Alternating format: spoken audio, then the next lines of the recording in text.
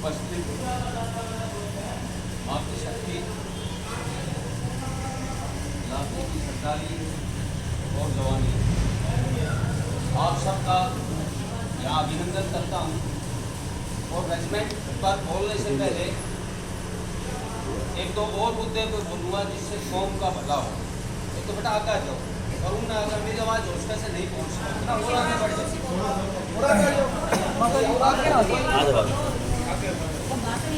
और आगे आ जाओ, और आगे आ जाओ, बल्कि भाड़ व्यक्ति थोड़ी सी और जगह दो, उनको वो नहीं होगा ना आगे लेडीज और जाना गोड्डा में तकलीफ से और कुर्सी पे बैठ से है ना।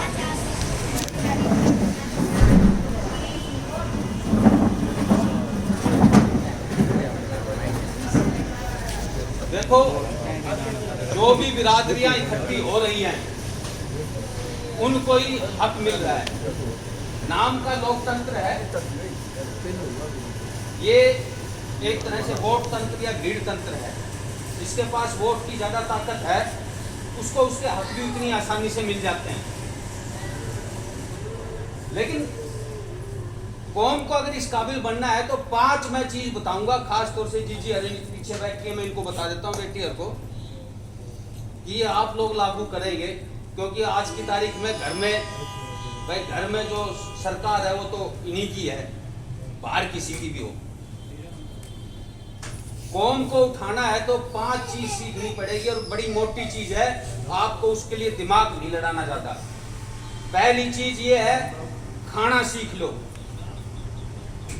खाने में बहुत चीजें हैं। क्या चीज है? एक तो जो हमारे बड़े बूढ़े पुरखे थे उनके पास कागजी डिग्रियां नहीं थी लेकिन समझ बहुत ज्यादा थी। चाहे हमारी अहिरवाल की हालात मान लो या कुछ और मजबूरी मान लो, हम मोटा अनाज खाते थे। जाड़ा में बाजरो खाया करता, गर्मियां में जौ चना खाया करता। लेकिन वो जो हमारी मजबूरी थी वो हमारे लिए वरदान थी। आज बड़े बड़े डॉक्टर और डाइटिशियन बोल रहे हैं कि अगर जीवन में स्वस्थ रहना है, ये बीपी शुगर इन चीजों से खत्म करना है इनको, तो ये मोटा अनाज फिर से खाओ। दूसरी चीज, ये जो गेहूं है कोशिश करो इसको खाओ तो बिल्कुल नहीं, लेकिन बोओ भी मत। क्योंकि ये गेहूं है हमारे पूरे इलाके के आदमी का पानी भी पी गया और जमीन का पानी भी पी गया है। आज भूजल कितना नीचे जा रहा है, आदमी का पानी कैसे पिया है। जो भी मोटा अनाज खाएगा वो शरीर का स्वस्थ और मजबूत रहेगा। पूरे हरियाणा में आपको ताज्जुब होगा, ये जो दक्षिणी हरियाणा है, नारनौल, रेवाड़ी, महेंद्रगढ़, एवरेज हाइट कद हमारे इलाके का सबसे ज्यादा होता था। लेकिन आज देखो क्या कद हो रहा है, आज तो गाँव इतना मेरे को दिख नहीं रहा। वजह यह है जो वो मोटा अनाज खाता था उसकी तासीर ऐसी है, उससे आदमी बलवान बढ़ता है। ये जितने भी आजकल खास तौर से, क्योंकि ये न गांव रहा है न शहर रहा है, आप लोगों का आपने देखा होगा ज्यादातर के मोटापा बढ़ रहा है।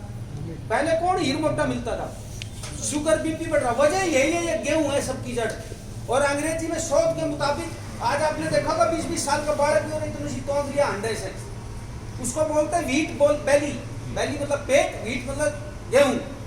ये नतीजा उसी का है, एकदम नहीं दिखा, ये 30-40 साल में आपको दिखाई दिया है। ये मत कहना कि भाई स्वाद ना आवे। भाई मेरे टाइम में तो मांडा तो कटे हुआ नहीं मिला करता, हम तो मोटा अनाज ही खाया करता। कोई बड़ी बूढ़ी भाण बैठी से तुम बेरो को, तो स्वाद जो मोटे अनाज में हुआ है मैं कोन्या। तो इस गेहूं को छोड़ दो, मोटा अनाज खाओ। दूसरी चीज देखो, हम हर बात में जाटों की रीस करते हैं, तो भाई अपने जो पड़ोसी हैं उनसे कुछ सीख लेना चाहिए। जाट भैंस को और अपने जो घर के अंदर कन्या या स्त्री जो है उसको छिप के खिलाता है, तो क्या होता है, उनके घर में दूध भी अच्छा होता है पशु का और उनके संतान भी बलवान होती है। हमारे यहाँ तो राव सावड़ी मुल्तानी मिट्टी ठेकरा खा खा के बालक जन्म से बताओ है, भरपेट थम भगवान रोटी नहीं दो। जबकि उत्तम अगर आप दोगे, देखो बड़े बूढ़े कहा करते थे कि जो घोड़े की संतान होती है वो घोड़े पे जाती है, लेकिन मनुष्य की जो संतान होती है वो अपनी माँ पे जाती है। अगर माँ बलवान होएगी, माँ को अच्छा भोजन मिलेगा तो संतानें उत्पन्न होंगी अच्छी उम्दा नस्ल की, बात पड़े 6-6 फीट के सजीले जवान। और जब भाई थमन नहीं दोगा तो भाई फिर नाश तो बिरादरी को होना ही है। और जब एक आदमी का नाश होता है उसको 2 मिनट में पता लग जाता। मान लो आपकी जेब से पैसा पड़ गया, बोलो भाई मेरा तो नुकसान हो गया। लेकिन जब एक बिरादरी का नाश होता है, कौम का नाश होता है, तो 40, 50, 60, 100 साल के बाद पता चलता है बोले क्यों हो गया। ये पिछले 40 साल में जो तुमने खाने का पैटर्न बदला वो नाश कर गया तुम्हारी पूरी पीढ़ी। पहले क्या खाते थे? छाय खाया करते थे। अब तो भाई पशु इलाकों को तो छाय की मिलेगी, मतलब लस्सी। आपको बता दूं आयुर्वेद में दूध या दूध से बनने वाली जितनी भी चीजें हैं उसमें सर्वोत्तम जो सबसे फायदेमंद और अच्छी चीज मानी गई है वो छाय है। और अहीर छाय राबड़ी खूब ये किया करता तो तगड़ा रहता था। लेकिन अब तुम भाई पिज्जा खाने लगे, कि तुम कैंपा पीने लगे और कुछ तो खाकर दारू पीने लग जा, तो नाश तो हो गई भाई, है कि नहीं। और जितने भी अन्न है आयुर्वेद के वेद के मुताबिक जो सर्वोत्तम अन्न माना गया है वो पहला स्थान है जौ का, दूसरा है चने का, फिर है जो चावल, अरे वो गेहूं को 9 नंबर से। बताओ 1 नंबर की चीज ने छोड़ के हम 9 नंबर का कूड़ा न खाओगा तो कैसे वो होगा। और फिर सबसे उत्तम जौ घाट और सबसे उत्तम छाय दोनों के मिक्सचर से पैदा होती है राबड़ी घाट की। वो हम पिया करते थे, हीर क्या है ना, हीर पीवा राबड़ी बताओ खीर, तो वो राबड़ी तो हमारे लिए अमृत था और हमने वह छोड़ दी। तो हमने अपना नाश खुद करा। तो खाना सीखो, पहला जो गुण है उसके लिए पैसे नहीं लगेंगे, खाना सीखो, ये है खाने का तरीका। और मैं फिर कहना चाहता हूँ खास तौर से जहाँ ये फैक्ट्रियाँ आ गया, भाई दारू का फट छोड़ दो, हम क्यों नया ठाकर बोल रहा हो, वह उजड़ गया थारी बारी सी है।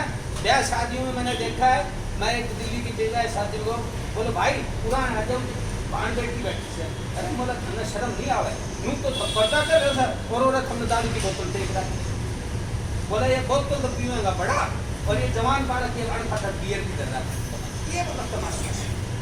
अरे पीर ने राम जी ने इतनी बढ़िया बढ़िया चीज बना रखी है, घी दूध छाय राबड़ी, और हमें जहर ने पी रहा तो खाने का सलीका सीखो। और ये सारा कंट्रोल हमारी भाण बेटी माँ जिजियन का हाथ में ज्यादा से, तो ये आप थोड़ा सा आप बोलो। दूसरी चीज है जब खाना आ जाए तो खेलना सीखो। पहले राव साहब ने बड़ी सजीली सुंदर शरीर की मजबूत रहा करती है, अगर बड़द नए पर झटको भी देते तो बड़द बैठ जाए, इतनी तल्ली रहा करती। अरे देखो ये तो लीकड़ा जिसी से या फिर इतनी भारी हो रही कि क्रेन कटानी पड़ेगी, ठीक है ना। तो भाई खेलना जरूरी है। खेलने का मतलब स्वास्थ्य के ऊपर जोर देना। एक तो अगर गांव गोहांड की कोई पंचायत की जमीन बची हो तो भाई उनमें एक स्टेडियम बना लो, नहीं तो 5-7 साल में सारी सारी जमीन खोस लेना। यही नगर निगम बनाओ से ना कि उनके सारा जितना भी फंड सरकार निगम में लगाएगा, तो उसके रहते रहते छोटे लालचों को छोड़ो, वोट के चक्कर में प्लाट काटना है छोड़ो, बल्कि अब एक स्टेडियम यहाँ जरूर हो। जाटों के एरिया में जाओ, गांव गांव में अखाड़ा स्टेडियम्स हैं, और माँ बाप खुद कहेंगे सांझ की धक्को मार के जा जोर लगा का मारे तो बोले के तो मोबाइल में के टीवी करना है तो भाई वो बोतल उठा रहे तो कितने जोरावर सिंह पैदा होगा। और ये जब जोरावरी ना रहेगा तो फिर ये रेजिमेंट में भर्ती कौन होगा। तो खाना सीखो, खेलना सीखो। और ये सिर्फ और तो ये आदमियों को नहीं, भाण व्यक्ति पे लागू है। शरीर पे ध्यान दो, थोड़ा घर का काम हाथ से करो, सारा मशीन से मत करो। आपको मालूम है पहले इनकी जो जैसे गाय भैंस चिड़िया पंछी, इनकी कोई डिलीवरी अस्पतालों में हो सके है ना, हो ना। पहले हमारे मैं तो गांव में हो तो बाबा खेतनाथ खेत में हो गए तो क्यों, माँ भाण बेटी खूब दूध बुलाया करती, चाकी चलाया करती, तो वो शरीर की ऐसी कसरत थी कि आपके नॉर्मल बच्चे होते थे, कोई सीजरियन की जरूरत ना थी। इन तो भाई बड़ी बड़ी बस्ती भी देखकर से, तो आपको स्वास्थ्य का ध्यान देना पड़ेगा। आप सीखो अपने पड़ोसियों से, तो खाना सीखो, फिर खेलना सीखो, और उसके बाद है पढ़ना सीखो।